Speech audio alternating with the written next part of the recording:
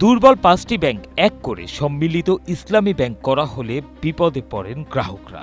ব্যাংকের টাকাগুলো লুটের কারণে সেগুলো ছিল অর্থশূন্য। ফলে আমানতকারীদের অর্থ ফেরত দিতে হিমশিম খাচ্ছিল ব্যাংক। লুটপাটের সময় এক্সিম ব্যাংক ছিল বাংলাদেশ অ্যাসোসিয়েশন অব ব্যাংকার্সের সাবেক চেয়ারম্যান নজরুল ইসলাম মজুমদারের নিয়ন্ত্রণে এবং বাকি ৪টি ছিল চট্টগ্রামের এস আলম গ্রুপের কর্ণধার ও বহুল আলোচিত ব্যবসায়ী সাইফুল আলমের নিয়ন্ত্রণে। এমন অবস্থায় অন্তর্বর্তী সরকার সম্মিলিত ইসলামী ব্যাংক গঠন করে ব্যাংকটির পরিশোধিত মূলধন ৩৫,০০০ কোটি টাকার মধ্যে সরকার দিয়েছিল ২০,০০০ কোটি টাকা, আর আমানতকারীদের ১৫,০০০ কোটি টাকার শেয়ার দেওয়ার কথা ছিল।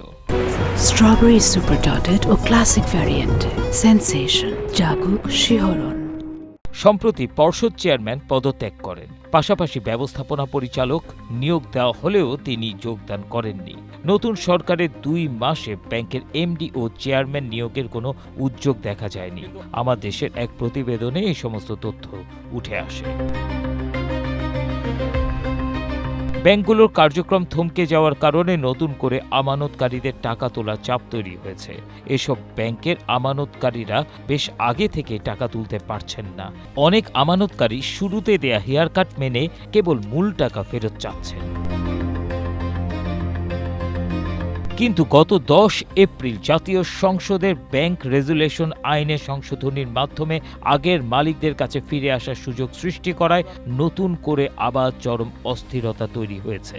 বাংলাদেশ ব্যাংকের গভর্নর মোস্তাকুর রহমান জানান, ৫টি ইসলামী ব্যাংকের একীভূতকরণের বিষয়ে এখনও চূড়ান্ত সিদ্ধান্ত হয়নি। তিনি বলেন, ব্যাংক রেজুলেশন বিল পাশ হওয়ার পর এই ৫টি ব্যাংকের বিষয়ে সিদ্ধান্ত নেবেন।